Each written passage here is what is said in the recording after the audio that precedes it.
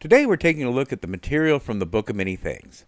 There isn't very much in the way of character options, but it's one that there are very good. There are two backgrounds, a feat, and a spell. The two new backgrounds, Ruined and Rewarded, are good mechanically and have some good roleplay uses. Normally when multi-classing, you want to have it make sense. The two or more classes have things in common that make it natural that someone would be skilled in both. For example, a rogue becoming a wizard would require a little backstory to explain it, but it isn't all that strange. However, a wizard becoming a rogue seems outlandish and would need a good explanation.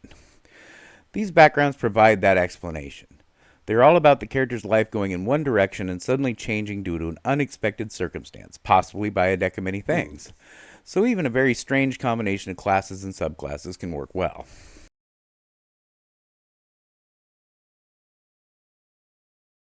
Hi everyone, and welcome to an unpredictable episode of The Dungeon Crashers. I'm Guy. And I'm Zapil. Before we get started, remember to like this video, subscribe to our channel, and turn on notifications so you don't miss any of our exciting D&D content. Today we are using the Ruined background. The premise is that the person's life was going very well and suddenly they lost everything and they had to rebuild from the ground up.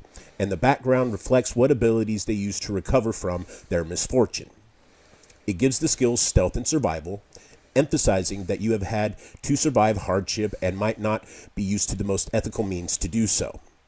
It also gives your choice of a feat that can be the Alert feat, showing that you are aware of danger and looking for opportunities.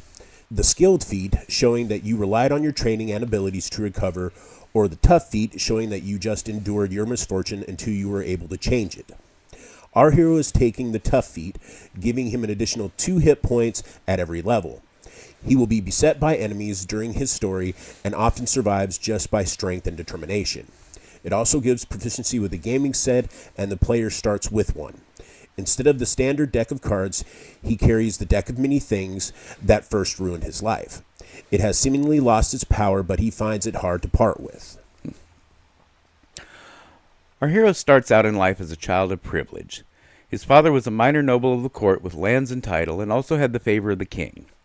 Our hero grew up with the best of trainers and learned swordplay and horsemanship, archery, and other pursuits suitable for a young knight in training. He had little aptitude for scholarly things, but neither did his father. As a young man, he immediately took service with the king and advanced quickly in the ranks, benefiting from both his own skills and his father's favor with the king. He took the call of the paladin and truly believed in the ideals of liberty, honor, and goodness. One day he was in a tavern alone for a change, as he usually had an entourage of fellow warriors and smitten young maidens. The only other person in the inn was a pretty young woman with strange but captivating features. He thought she might have elven or even fey ancestry, and he longed to speak to her. Not lacking in boldness, our hero retrieved 2 glasses of wine and approached the woman asking to join her. She welcomed him and they talked a bit. The woman told him she was a fortune-teller and was passing through on her way to visit a wizard in the king's court. Our hero knew this wizard and impulsively offered to accompany her, which she accepted. In retrospect, he realized that she agreed a bit too readily, as if it were a plan all along, but at the time he was smitten and not thinking clearly. He arranged for a carriage and horses, helped her load her few belongings on board, and set out for the capital. Along the way they took lodging at an inn. As a gentleman, he arranged for her to have her own accommodations, but was very pleased when she invited him to her chamber. As it happened, she wasn't seeking intimate companionship, but rather wanted to tell his fortune. She cautioned him that her cards were enchanted, and any fortune she read would come true. Not taking such things seriously, as he should have, he agreed, and she asked him to pull as many cards from the deck as he saw fit, and from them she would tell his future. He had always found the number 3 to be fortunate, so he drew 3 cards and left them face down on the table. The girl turned the first card, and it was the balance, a set of scales floating in a sunny sky. The girl said, "You will have a crisis of conscience. Things you once felt were good and true will seem unjust, and some things you once found ignoble will seem virtuous." Our hero was more troubled by this than he should have been, as he didn't put much stock in fortune-telling. The second card she turned over was the Ruined Tower, a card that even he knew was a bad omen. He tried to laugh, jesting that the fates aren't looking kindly on him, but the girl just smiled sadly. And the last was the Rogue. The girl tells him that someone who was once a friend now conspires against him. Our hero was shaken despite his distrust of fortune-telling, but the girl comforted him, saying that the cards have laid out a difficult future for him, but there's no reason his present shouldn't be enjoyable, and she took him in her arms. When he awoke the next morning, the girl was gone, with all of his belongings, and her own, save for the deck of cards which remained on the table. Our hero is human and will be using Variant Human. It gives a bonus feat and a bonus skill proficiency. For the skill, we are taking Perception. He has learned to be on watch for danger. And for the feat, we are taking Shield Master. He begins his career as a soldier and has trained to be an expert with the sword and shield. Humans lack the variety of racial abilities that the other species have, such as racial spells or dark vision, but a feat is a very powerful thing and humans are very good at it because of it. At one time, Variant Human was the best race. I think that has changed with many of the newer races having excellent abilities, and even older ones like High Elves and Mountain Dwarves having abilities that are just as good as getting a feat. Humans are medium sized and have a movement speed of 30 feet, and that sums up their racial abilities. For ability scores, we use the point buy system. Humans get 2 +1 bonuses they can put on 2 different abilities. This is less than the 3 most newer races get, but a human could if they take a half feat and get a +1 on an ability score. We put a 15 on strength, making it 16 with the first bonus point. He is a longsword and shield fighter, so strength is a key stat. We put a 13 on dexterity, making it 14 with the next bonus point. Normally a paladin can dump dexterity and just wear heavy armor, and this character could as well, but his background gives him stealth, so we might as well wear medium armor to benefit from it. He will start with a chain shirt and upgrade to breastplate. We put a 12 on constitution, not optimal, but he has the tough feat and we will raise it later. We put an 8 on intelligence. This is the other good dump stat for paladins, and 8 isn't stupid, just below average. Now we sometimes roleplay 8 intelligence as stupid, but you don't have to. We put a 10 on wisdom and a 14 on charisma. We will also want to raise this as soon as possible. For starting equipment, he will have a chain shirt, longsword, and shield, an explorer's kit, and a deck of cards. He will also carry a few daggers for throwing. Our hero begins play as a paladin, getting 2 skills from their list, and he takes persuasion and intimidation. He is a fit and charming young man, respected by his fellows and adored by maidens. He is proficient with all weapons and armor, as well as wisdom and charisma saves. He has divine sense, letting him detect celestial fiends and undead within 60 feet that aren't blocked by total cover, and it lets him detect consecrated and desecrated areas. He also has Lay on Hands, which gives him a pool of healing equal to 5 times his paladin level. As an action, he can touch a creature and cure them a number of hit points up to the maximum. He can instead spend 5 points from the pool to cure the person of 1 poison or disease affecting them. He can cure multiple things with the same action, but he must pay the points for them separately. So if he were a 3rd level and had 15 points in his pool, he could heal someone 10 hit points and cure them from poisoning with the same action, but it would require all 15 points. The healing is nice and regularly comes in handy, but curing poison is the real gem here. At low levels, poisoning is common, and there aren't many ways to cure it, especially not for a 1st level character. He can also use his Lay on Hands on himself if needed. At 2nd level, he becomes a 2nd level paladin, and he gains a fighting style, choosing dueling. It gives him a +2 bonus to damage to a weapon he wields in one hand. As we mentioned in the beginning, he took the Shield Master feat, and one of its abilities is he can shove with the shield as a bonus action when taking the attack action. It's not entirely clear in the rules if you must attack before taking the bonus action, or if you can declare your attack action, then use the bonus action to shove before taking the attack. It seems that it should be the second, both by rules and common sense, and that's how we use them in our game, but ask your DM. Since he has good strength, he can declare his attack, shove the enemy prone with the bonus action, and then attack with his sword with advantage since the opponent is prone. Guy played a character with this feat, and he spammed it against any enemy that he could shove. It was annoying, but very effective. The feat's second ability allows him to add his shield's AC modifier to his dexterity saves, and if he makes a dexterity save to take half damage from an effect, he can use his reaction to take no damage instead, by pulling the shield in between himself and the effect. Hiding from dragonfire behind your shield and coming out unharmed is a classic fantasy and very cool. With dueling style and shield mastery, he is already an elite warrior. He also gains spellcasting. He gains 2 first-level spell slots and can prepare a number of spells equal to half his paladin level rounded down, plus his charisma modifier, so 3 for now. He prepares Command. It is a useful and versatile spell that can do a lot of useful things. He takes Cure Wounds to supplement his Lay on Hands, and he takes Divine Favor. This requires concentration and lasts for a minute. During this time, his weapon attacks deal an additional D4 radiant damage. This is a little less than Hunter's Mark, but it isn't limited to one target at a time. Instead of casting spells, he can spend his spell slots on Divine Smite. When he hits with an attack, he can expend a spell slot and deal an additional D8 radiant damage plus another D8 radiant damage per level of the spell slot. So 2d8 for a first level spell, 3d8 for a second level spell, and so on. This is the Paladin's bread and butter, and can let them do a lot of damage in a short amount of time. But spell slots are a limited resource and can only come back on a long rest, so use them sparingly until you need something to die right now. Charisma is the casting stat for his spells, and he can use a Divine Focus, which can be a holy symbol inscribed on his weapon or shield. He can make somatic components with the same hand that he holds his focus, so if his focus is a shield, he can cast most spells while still wielding a sword and shield. There are exceptions.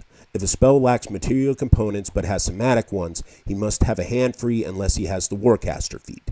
And if the spell requires a component with a gold piece value that he can't use a focus for, he has to have a hand free to use them. This doesn't come up often, since many Paladin spells are designed with this in mind. Not knowing what to do now, our hero thought about just returning home, but was both angered at being robbed and wanting to bring the thief to justice. Thinking there was a chance that her claim of going to the capital to visit the court wizard might have not just been part of the con, he decided to venture there. He was without purse or sword, and he had left his armor at home, not thinking it necessary for a short journey in safe territory. Fortunately, he had paid the innkeeper in advance, or it would have caused him some embarrassment. He took the deck of cards, as it was the only thing of any value, and set out for the palace. His carriage was found missing as well, so he was left to walk. It took the best part of the day to reach the capital. When he entered the city, he felt as if he were seeing it for the first time. Once he had thought the abundance of watchmen and soldiers were unnecessary and oppressive. The kingdom was at peace with its neighbors, and the citizens were law-abiding, so why devote such resources to protecting against threats that don't exist? Now, however, he saw the point of it all. The defenders weren't to protect against invasion or even criminals, they were to command obedience. No commoner would dare question the king's will, and no uprising could be successful. He appreciated the king's cleverness and looked forward to serving him.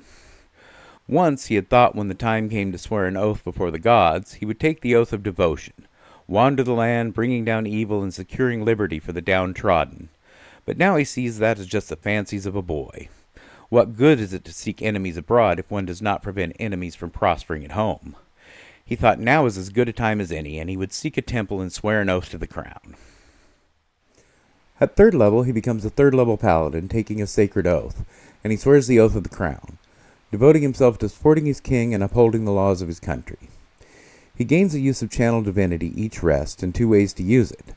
The first is Champion's Challenge. When uttering the challenge as a bonus action, all creatures of his choice within 30 feet must make a wisdom save. If they fail, they are unable to willingly move more than 30 feet away from him. This ends if he dies or is incapacitated, or if the target is moved more than 30 feet from him. The second option is Turn the Tide. As a bonus action, he can use his Channel Divinity to bolster his allies. Each creature of his choice within 30 feet heals 1d6 plus his charisma modifier in hit points, if they had no more than half their total hit points remaining. This is situational, but very good when it's useful. It's a bonus action, which makes it useful in combat, and can potentially affect a large number of allies. It is in some way better than Mass Healing Word, but only if your allies have taken a beating. He gets a third first-level spell slot, and he also gains Oath spells, which are always prepared and don't count against the number of spells he can prepare. The spells are Command and Compelled Duel. I'm not a big fan of Compelled Duel, and wouldn't prepare it, but since he always has it prepared, it would be available for those times when it's useful. Command, on the other hand, is one of my favorites. It's versatile and it can accomplish many different things depending on your creativity. The most obvious and commonly used ones are Kneel, which will make them become prone, and Flee, which will get them away from you and possibly provoke attacks of opportunity from you or your allies. At 4th level, he becomes a 4th level paladin, gaining an ability score improvement or feat, and he will increase his charisma to 16. His ability scores were spread a little thin since we wanted some dexterity, so we need to improve them. Charisma is already important to him, and he will become more important before he gets another ability score improvement, so we need to bump it up now. He can also prepare 2 more spells, one for gaining an even number level and one for increasing his charisma. Choose whatever suits you best, because next level he'll get second level spells and will want to begin preparing those. At 5th level he becomes a 5th level paladin, gaining extra attack. Now when taking the attack action he can attack 2 times instead of once. He gets 2 second level spell slots and can prepare second level spells. He will prepare Prayer of Healing. It has 10-minute casting time, so isn't going to be useful in combat, or often even between combats, but when he has the time to cast it, it's one of the best healing spells around. If he's in a party, he might also take Lesser Restoration or Gentle Repose, or he could take Branding Smite, which is useful facing an invisible enemy, assuming he can land a hit on it. His oath spells are Warding Bond and Zone of Truth. Again, there's one spell I like and one I don't. Warding Bond seems to be more trouble than it's worth. The protection it gives the ally isn't worth the extra damage, in my opinion. Zone of Truth, on the other hand, is a great spell to have always prepared. It's obviously not useful in combat, but in any situation where he's interrogating someone or just haggling with a merchant, making people unable to lie is invaluable. His oath ceremony was small, which was traditional. Only a few of his close friends from the palace attended. He was surprised that he found them and their congratulations more annoying than pleasant. They were still thinking in terms of heroism and questing, and of course drinking and wenching. He no longer cared for such frivolous things. The person whose presence he missed was the king, or at least a member of the court. The king did not attend the ceremony of every knight, even those that are taking the oath of the crown, but usually sends a courtier in his stead. But considering the closeness between the king and his father, he expected at least one of the king's advisors, if not a royal visit. He felt slighted, but perhaps there was a good reason. He paid a visit to the court wizard, who seemed more standoffish than usual, but not unpleasant. He had not seen the girl, but was interested in the deck of cards. Our hero displayed them, and the wizard used a spell of divination. He said that while it's clear the cards once contained great power, they do so no longer. He says there is a faint trace of enchantment magic remaining, but he can't identify what it might be. Our hero thanked him, even though he didn't really learn anything he didn't already know or suspected. Feeling disappointed with the whole experience at the capital, he decided to return home.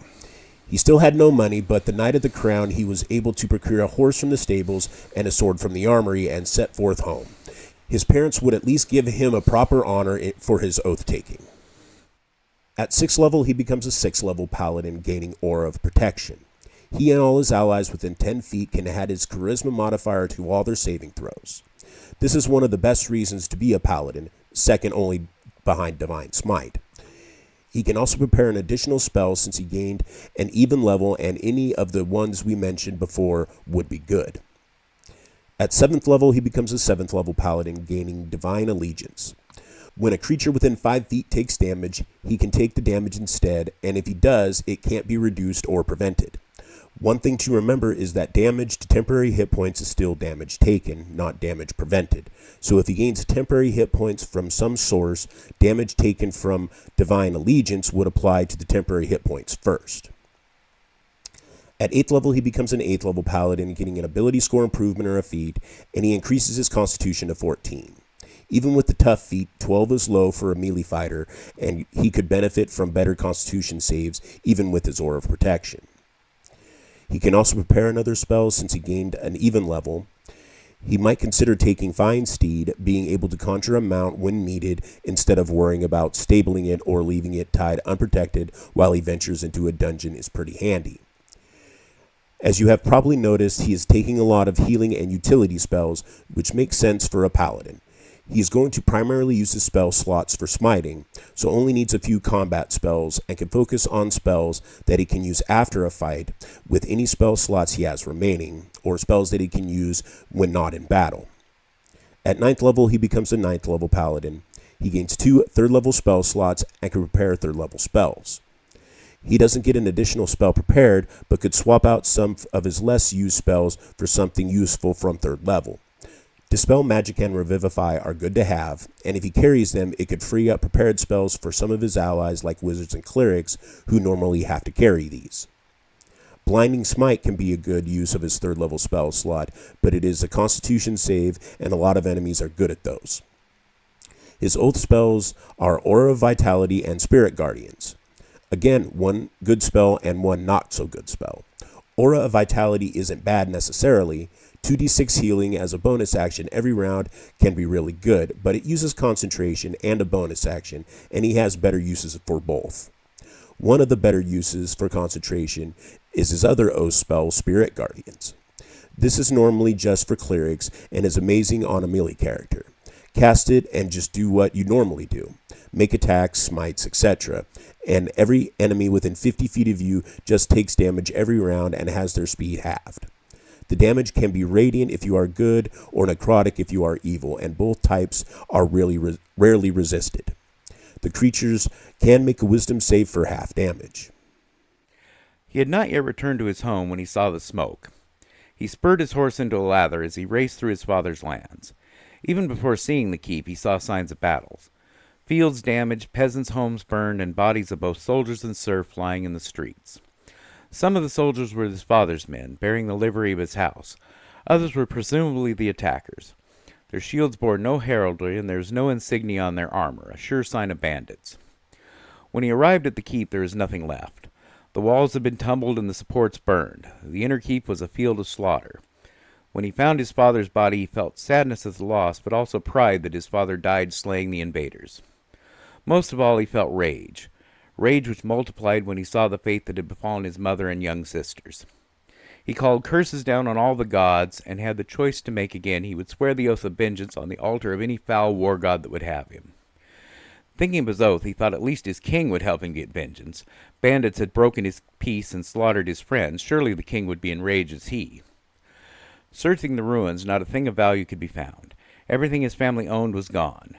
As he mounted his horse and turned to leave, he heard a groan. One of the bandits was still alive. He ran to the fallen man, who was clearly on the verge of death.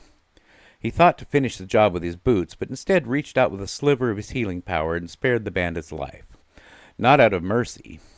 He stripped the man of weapons and armor, bound his hands, and slapped him awake. The man's eyes revealed he knew what was about to happen. Our hero summoned a zone of truth, then taking the bandit's own dagger, he began his interrogation. What he found was shocking. These were no bandits, they were mercenaries, hired by his own king. Why, the man did not know. What he did know was that he was to leave no survivors, and they would take anything of value. Having learned everything he could, our hero finally let his enemy die. He had exhausted most of his healing power, keeping the man alive through the interrogation anyway.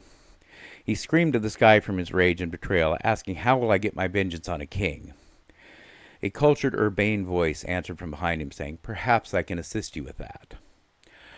Our hero turned, and before him stood a tall, dark-haired man with handsome features, marred only by a pair of horns protruding from his forehead. The man introduced himself as Asmodeus, a name even one as unscholarly as our hero would know. "Fiend! Enemy!" our hero shouted. Asmodeus seemed slightly offended, but spoke softly. "I am neither. I am only your enemy if you wish it, but we share an enemy in common, and I am no fiend. I rule over fiends. To call me a fiend is to call a dragon a kobold. I am a god of magic and rulership, and we have both been betrayed by the same person. Your king swore an oath to me long ago. In return I elevated him above his brothers and gave him the crown. But he sought to end our bargain and make a new pact with a rival of mine. This was his undoing. Your father became aware of the king's dealings with the devil, not knowing that the king had already had such dealings for many years. Your father assumed he had become corrupted and spoke to certain priests seeking to save his old friend.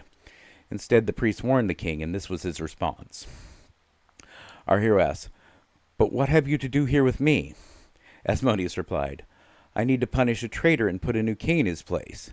You need vengeance for the death of your family and a kingdom to rule. Make a pact with me, and we can help one another." Our hero thought for just a moment and accepted the devil's deal. At 10th level, he becomes a first-level warlock with the Fiend patron. His patron Asmodeus, Lord of the Hells. He gains the ability Dark One's Blessing.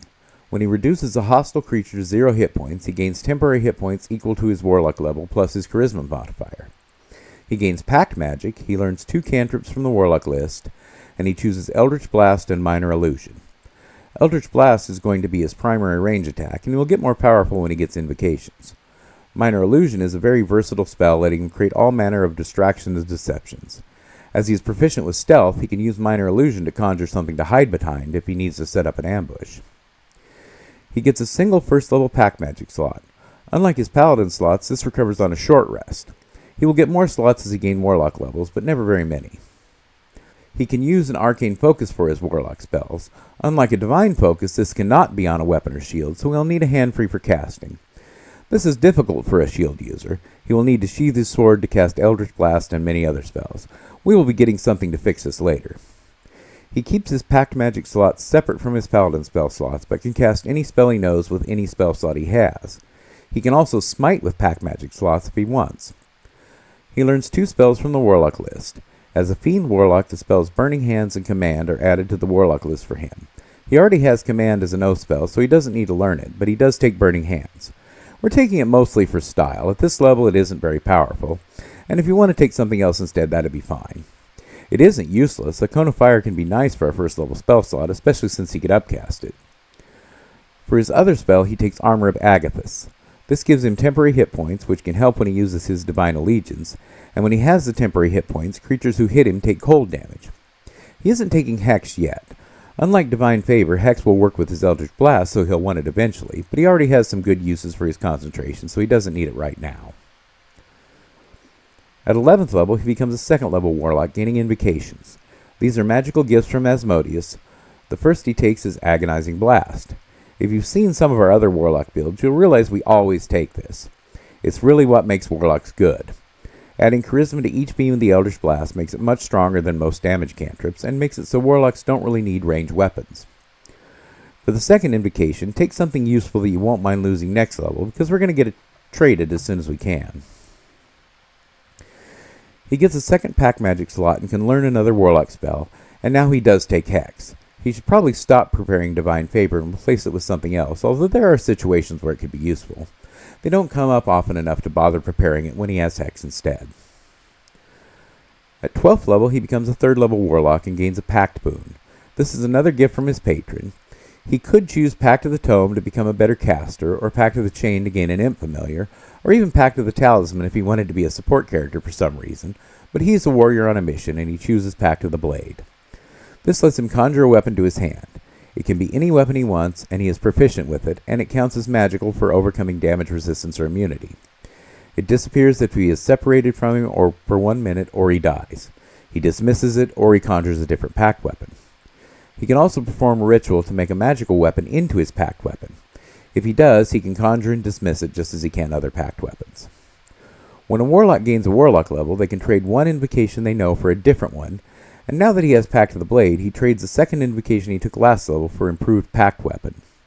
He can use his pact weapon as an arcane focus for his warlock spells, which will fix his problem of needing a free hand. His pact weapon also gets a +1 bonus to attack and damage unless it is a magic weapon that already has a bonus to attack and damage. Lastly, if he needs, he can call our bow or crossbow as a pact weapon. His pact magic slots become 2nd level, and he can learn another spell that can be 2nd level. As a Fiend warlock, the spells Blindness, Deafness, and Scorching Ray are added to the warlock list for him. He takes Scorching Ray. It's a solid range damage spell and fires multiple rays, so gets a lot of benefit from Hex. Time seemed to stop as our hero studied the Lord of the Hells. Asmodeus taught him many things about magic and much about the nature of the Hells. He had always been taught that the devils hated mortals and sought their destruction. Asmodeus explained that what the lords of Hells hated was chaos, and mortals were often creatures of chaos. But the devils didn't seek the destruction of mortals. They sought only to teach mortals order and law. Our hero appreciated this. Ever since the fortune teller betrayed him, he had seen the need for law and order. That's why he swore an oath at the crown. Thoughts of his oath caused him concern, and he asked the Lord of the Hells about it. Lord Asmodeus, I swore an oath to uphold my king, yet now I am determined to destroy him. What will the gods do to me as an oath-breaker? Asmodeus smiled with both humor and compassion, and answered, You swore an oath to uphold the king, and your king betrayed you. You swore an oath to uphold the law, and you fear you will break it. But your fears are unfounded. I am your king now, and you will bow to no one but me. Not even my dukes will uphold dominion over you. It is your former king who has broken the law, not you. In my service you will become the law. As to the gods, you now have no gods but me. Our hero was pleased at this, at once again reaffirming his loyalty. The Lord of Hell told him that he had learned enough and it was time to seek his justice. The devil then told him he needs to be properly armed. From the void, the devil pulled out a suit of armor that looked as if it was made of raw iron. Asmodeus told him that this is hell steel. and was stronger than mortal metal. The devil then pulled out a long sword forged of a similar stuff. When our hero took it, the hilt was hot to the touch, and flames flickered along the edge. Asmodeus told him its name was Desolator, and it had laid low many kings. The Lord of the Hells told him to seek to the east. The betrayer king has many enemies that he is unaware of. Before he took his leave, his master asked one more thing of him. You still carry those cards with you, even though they have brought you misfortune. Would you offer them to me as a sacrifice? Our hero was a bit puzzled, but readily agreed and passed the deck of cards to the Lord of the Hells. At 13th level, he becomes a 4th level warlock, and he gets an ability score improvement or a feat, and he increases his strength to 18. It's a hard choice whether to take strength or charisma, but he is still primarily a warrior, so strength is slightly a better choice. He learns another spell that can be of 2nd level, and he chooses darkness. It's useful to block the line of sight from archers or casters, and it will become more powerful later. He also learns another cantrip, and he chooses Green Flame Blade. In most cases, making 2 attacks is better than using a blade cantrip, but there are times when this will be useful, and the Flaming Sword are also cool. At 14th level, he becomes a 5th level warlock. He gains another invocation, and he takes Devil's Sight, which lets him see normally in darkness, both normal and magical, at a distance of up to 120 feet. He has the darkness spell, so now instead of just being a defensive spell, it is an offensive one. When under the cover of darkness, he has all the advantages of being invisible and none of the drawbacks. One problem is that if he has allies that don't have a way to see in magical darkness, it could be bad for them. His pack magic slots become 3rd level, and he can learn another spell of up to 3rd level. As a Fiend Warlock, the spells Fireball and Stinking Cloud are added to the Warlock list for him, and he takes Fireball. It's definitely one of the better area of effect damage spells in the game, and is worth upcasting if you have higher level spell slots. At 15th level, he becomes a 6th level Warlock. He gains Dark One's Own Luck. Once per rest, when he makes an ability check or saving throw, he can roll a d10 and add the result to the check. He must do this after the roll, but before he sees the result. He can also learn another spell that can be of 3rd level, and he learns Summon Shadow Spawn. This lets him call a fiend to serve him. The stat block of this spell is in the description of Tasha's Cauldron of Everything. There are 3 types to choose from, and they all have different abilities, so look them up. At 16th level, he becomes a 7th level warlock. He's given another invocation, and he chooses Cloak of Flies, which, as you might imagine, surrounds him in a cloak of biting flies. This gives him advantage on intimidation checks, but disadvantage on all other charisma checks. The aura extends to 5 feet in all directions, and any creature in the aura takes poison damage equal to his charisma modifier. The cloak lasts until it is dismissed or he becomes incapacitated. His pack magic slots become 4th level, and he can learn another spell of up to 4th level. As a Fiend Warlock, the spells Fire Shield and Wall of Fire are added to the Warlock list for him, and he will choose Wall of Fire. It can deal a good amount of damage and can divide enemies, making it easier to defeat large groups. He can also retrain a spell, and he exchanges Summon Shadow Spawn for Spirit of Death, a new spell from the deck of many things that conjures a Grim Reaper-like spirit. The stat block is in the spell description. The spirit can move through objects, it can track enemies, and it frightens creatures near it. When he reaches the neighboring kingdom, he also sees it with new eyes. The last time he visited here, he marveled at the bazaars and circuses. He admired how free the people were and how the commoners mixed openly with nobles in the inns and taverns. But now all he saw was lawlessness and disorder. He wondered why his master sent him to such a place in search of allies, but he did not have to wait long. A figure approached him. The man seemed harmless enough, a merchant by appearance, but he had a serious look on his face, and when he reached out his hand in greeting, a ring bearing the symbol of Asmodeus was on his finger. Our hero greeted him, and the man suggested they go to his shop and speak privately. The man informed our hero that there were many in the city that were tired of the lawlessness and sought order, but they lacked a strong leader to guide them. He said his master informed him that such a leader would be provided. Our hero asked what resources the rebels had available, and was impressed at what he heard. Over half the Prime Minister's generals favored rebellion, and the high priest of the major temple was secretly a priest of Asmodeus. Our hero asked why they had not already taken the city. The merchant said that while the generals wanted rebellion, they were unwilling to serve under each other, and the priest feared that if he openly sided with rebellion, the common folk would turn against him. Our hero considered this and asked if a meeting could be arranged. He arrived at the meeting clad in his hellsteel armor with Desolator at his side. He called his cloak of flies around him and took charge immediately. The generals were proud but faltered before the presence of Asmodeus as champion. He stifled any objection with stern looks and threats of the Lord of Hell's wrath. The generals soon came around, and in a fortnight the city was his. He immediately began his reforms. The parliamentary democracy was disbanded, and he was installed as king. The temple was openly dedicated to Asmodeus. The soldiers who formerly were kept to their barracks to train in case of foreign invasion now patrolled the streets looking for any signs of dissent. The conquest was not without its difficulties. It took years before the nation was completely under his control. But in that time he built his army strong, doubling the number of soldiers, acquiring siege weapons. The followers of Asmodeus flocked to his banners, including some wizards of power. At the end of 2 years, the city that had been a den of sloth and wickedness was now a disciplined and productive community. There were no more whores and pickpockets. No one was poor or hungry. All prospered under his rule. This was only the beginning, however. The true den of chaos lay to the west, and soon his army would march. At 17th level, he becomes an 8th level warlock, getting an ability score improvement or feat, and he increases his charisma to 18 to bring his magic to the same level as his swordsmanship. He can learn another spell that can be of 4th level, and he takes Charm Monster, which will let him bend others to his will. He can also retrain a spell, and he exchanges Darkness for Shadows of Moil. This causes him to become heavily obscured, granting him the same advantages of being in darkness, and the way it's written, he is still considered heavily obscured even if his enemy can see in magical darkness. It also turns dim light within 10 feet into darkness and bright light into dim light. Until the spell ends, he resists radiant damage, and if a creature within 10 feet of him attacks, the shadows lash out at them, dealing 2d8 necrotic damage. At 18th level, he becomes a 10th level paladin, gaining Aura of Courage. He and friendly creatures within 10 feet cannot be frightened while he is conscious. He can also prepare another paladin spell of up to 3rd level. At 19th level, he becomes an 11th level paladin, gaining improved Divine Smite. Now all of his weapons attacks deal an additional d8 radiant damage, even if he doesn't expend a spell slot, and this will be in addition to any damage he causes when he does spend a spell slot for Divine Smite. He also gets a 3rd level paladin spell slot. At 20th level, he becomes a 12th level paladin, getting a final ability score improvement or feat, and he increases his constitution to 16. Once again, his hit points are low for his level despite having a tough feat, and this will fix that. His army marched to war, and it was a grand sight.